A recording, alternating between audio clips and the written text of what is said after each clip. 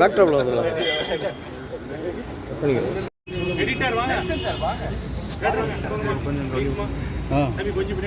நல்லா white white white.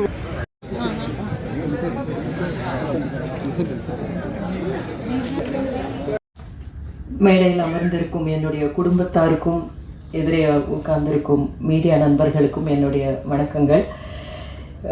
ரொம்ப நீண்டு போயிட்டே இருந்தது. ஒருத்தர் வந்து தூங்குறது கூட பார்த்தேன். படத்தை பற்றி என்ன அப்படின்றத பற்றி இனிமேல் நான் சொல்ல வேண்டிய அவசியம் கிடையாது. இந்த படம் ஏன் அப்படின்றத பற்றி மட்டும் ஒரு 2 வார்த்தைகள் சொல்லணும்னு நினைக்கிறேன். இந்த படம் ஏன் கூடாது அப்படின்றது தான் இந்த படம் எடுக்கிறதுக்கான ஒரு முதல் காரணமாக இருந்திருக்கிறது.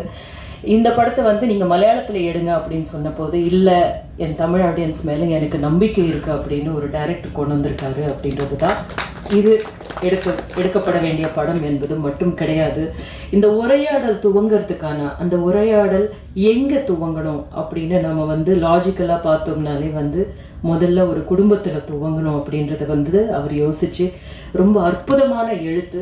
இதில் என்னுடைய லக்ஷ்மி கேரக்டர் வந்து இது வரைக்கும் நான் வந்து 50 வருஷம் அப்படின்னு சொல்லியிருக்காங்க.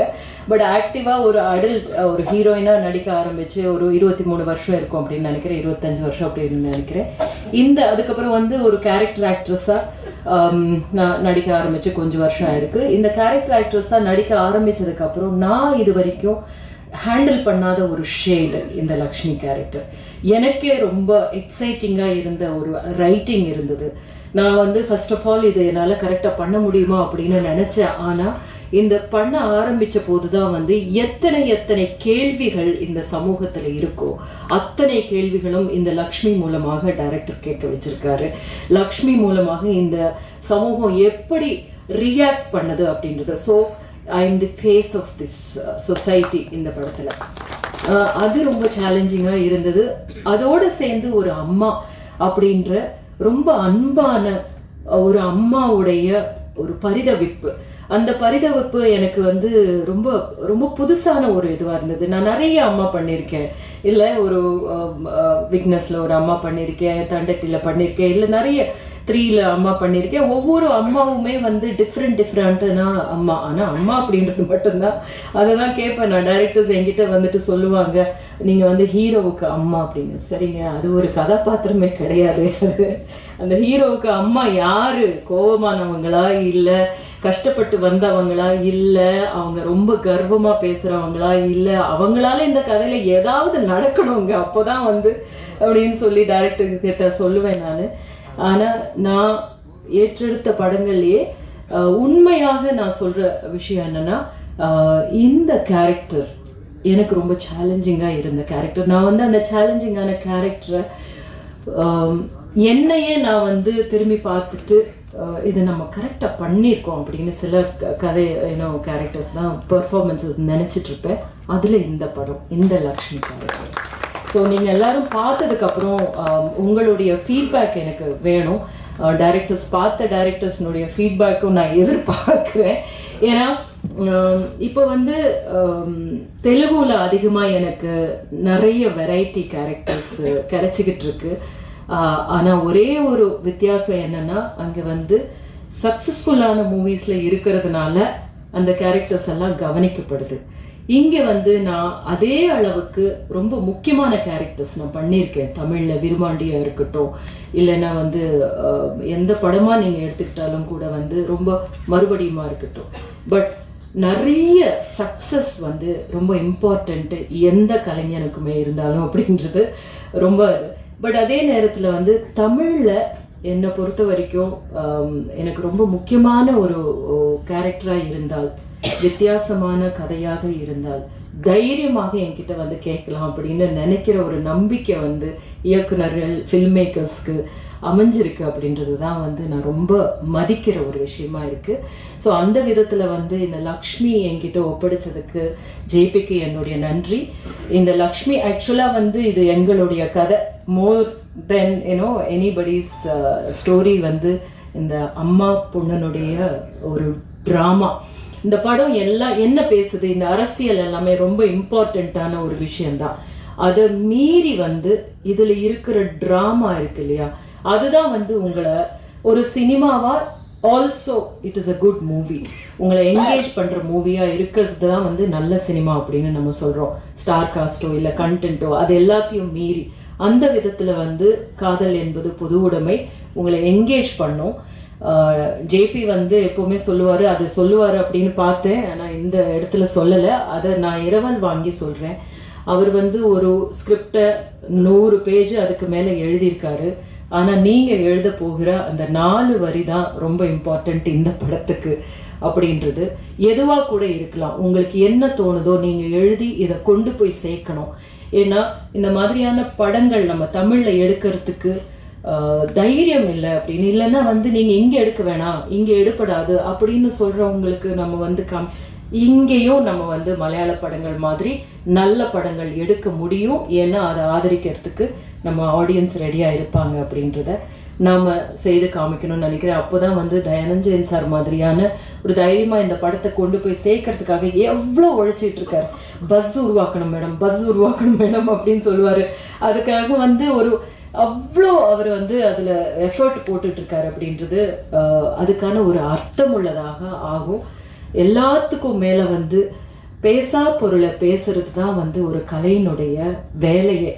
பேசிக்கிட்டே இருக்கிற விஷயத்த என்டர்டெயின் பண்ணிட்டு இருக்கோம், அது வந்து ஒரு சாரார் தேவை இருக்குது. அது இல்லாமல் வந்து நம்ம வந்து பண்ண முடியாது. அட் த சேம் டைம் நம்ம பேச வேண்டியவை பேசியே ஆகணும் அப்படின்றது தான் கலைக்கான மிகப்பெரிய ஒரு பொறுப்பும் ஒரு அழகும் கூட. அந்த ஒரு அழகு இந்த படத்தின் மூலமாக நாங்கள் செய்திருக்கிறோம். எல்லாம் உங்கள் கையில் இருக்குது. நன்றி, தேங்க்யூ. நன்றி. அப்புறம் செட்டில் நடிக்கிறதும் ரொம்ப கஷ்டம். நீங்கள் எப்படி தைரியமாக அதை ஒத்துக்கிட்டீங்க? எனக்கு இந்த கேரக்டர் பிடிச்சிருந்ததுன்னா அதனால பண்ணிட்டேன், அவ்வளோதான். அது இல்லாமல் அந்த கமர்ஷியல் வேல்யூ இல்லை, இதுக்கப்புறம் எனக்கு படமே வராது அப்படிலாம் நான் அப்போ நினச்சி பார்க்கல. எனக்கு இந்த கேரக்டர் பிடிச்சிருந்தது, நான் பண்ணிட்டேன். இதுக்கப்புறமும் அப்படிதான், எனக்கு பிடிச்ச கேரக்டர்ஸ் வந்தால் கண்டிப்பாக பண்ணும், அவ்வளோதான். இந்த படத்துல ஒரு முத்த காட்சி இருக்கு. மற்ற படத்துல நடிக்கிறதுக்கும் இந்த படத்துல இருக்கிறதுக்கும் வித்தியாசம் இருக்கு. அது நடிக்கிறது வந்து எப்படி இருந்தது? அது ஈஸியா இருந்துச்சு, ஏன்னா அது அனுஷா தான். Director sir, sir director sir, sir இந்த மாதிரி சார் சொல்லுங்க. இந்த மாதிரி விஷயங்கள் ஆக்சுவலா வந்து இது ஒரு ஸ்பெஷல் சைல்டுன்னு சொல்றோம்ல, அந்த மாதிரி தானே இந்த ஹோமோ லெஸ்பியன்லாம். இது வந்து சமூகத்துல நீங்க இந்த மாதிரி படம் எடுக்க ஒரு கட்டத்துல வந்து கல்யாணத்துல போய் நிற்கணும். இந்த மாதிரி ஹோமோசெக்சுவல் வந்து சில நாட்டுல சட்டப்பூர்வமான அனுமதி இருக்கு, நம்ம நாட்டுல சுப்ரீம் கோர்ட் இதுலயே வந்து அனுமதி இல்லை. இந்தியா மாதிரி நாட்டுக்கு வந்து அது வந்து மேரேஜ் வந்து லீகலா வேணும் அப்படின்னு நினைக்கிறீங்களா இந்த ரிலேஷன்ஷிப்? அதுக்கு தான் வந்து அவங்க போராடிட்டு இருக்காங்க இல்லையா. என்ன வேணும் என்ன வேணாம் அப்படின்றது சொல்றதுக்கான நான் அதுக்கு உண்டான அத்தாரிட்டி கிடையாது. ஆனா ஒருத்தருக்கும் இருக்கிற உணர்வுகளை மதிக்கணும் அப்படின்றத நான் சொல்றேன். அப்புறமா வந்து இதை பார்த்துட்டு இப்படி மாறுவாங்க அப்படின்றது வந்து தவறான ஒரு கருத்துங்க.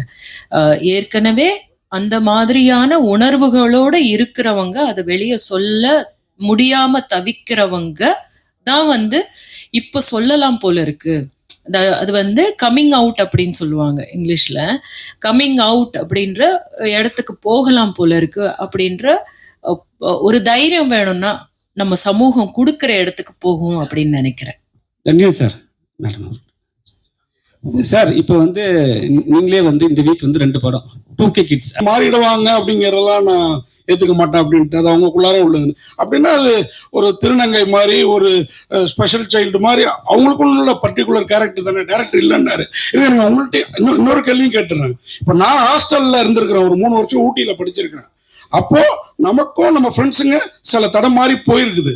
ஆனால் திருப்பி எல்லாருமே இப்போ ஃபேமிலி மேனாக கல்யாணம் பண்ணிட்டு குழந்தை குட்டி பார்த்துட்டு வாழ்ந்துட்டு தான் இருக்கிறாங்க. ஓகேங்களா? இந்த மாதிரி படங்கள் அந்த மாதிரி மாத்துறதுக்கு வாய்ப்பு இல்லையா? நீங்க சொன்னதுனால சொல்றேன், இவருக்கும் அதே கேள்வி தான் கேட்கிறேன். ஏன்னா என்கிட்ட ஒரு ஸ்பெஷல் சைல்டு பையன் இருக்கிறான். ஹரிதாஸ் பார்த்த பிறகு இவனை எப்படா வளர்க்க போறோங்கிற பயம் இருந்தது. இப்ப வளர்த்துக்கிட்டு இருக்கான் நல்லாவே. ஸோ அந்த மாதிரி இந்த மாதிரி பசங்களை வச்சிருக்க பேரண்ட்ஸுக்கு இந்த படம் ஒரு ஆறுதலா, இந்த மாதிரி இருந்தாலும் ஏத்துக்கோங்க அப்படிங்கிற முடிவை தருமா, அதையும் கேட்கிறேன். பேசிக்கலி இது வந்து ஃபேமிலிஸ்க்கான ஒரு படம் தான்.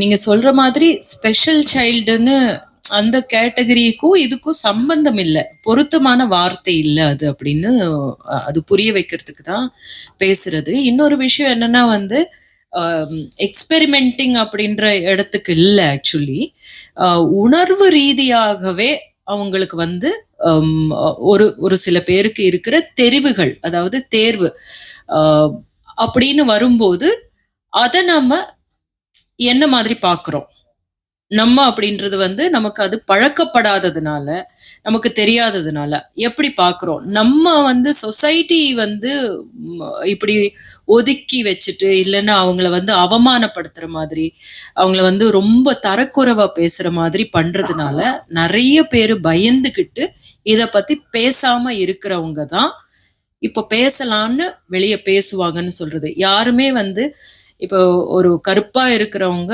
கருப்பா தான் இருக்காங்க இல்லையா, அந்த மாதிரி தான் இது. நீங்க எப்படி பிறந்திருக்கீங்களோ அதை நீங்க ஏத்துக்கணும் அப்படின்றத பத்தி தான் பேசுறது தவிர, எப்படியோ பிறந்திருக்கோம் ஆனா இதை பார்த்துட்டு மாறிடுவாங்க அப்படின்றது சரியான புரிதல் கிடையாது அப்படின்னு சொல்றதுக்கு தான் நான் சொன்னேன்.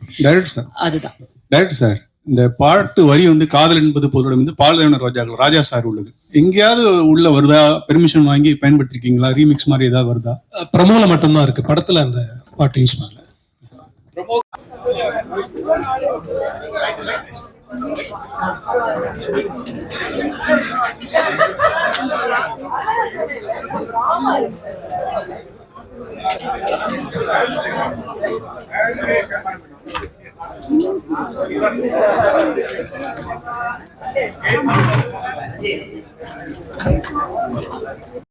உங்களுக்கு கண்டிப்பா வந்து பிடிக்கும்.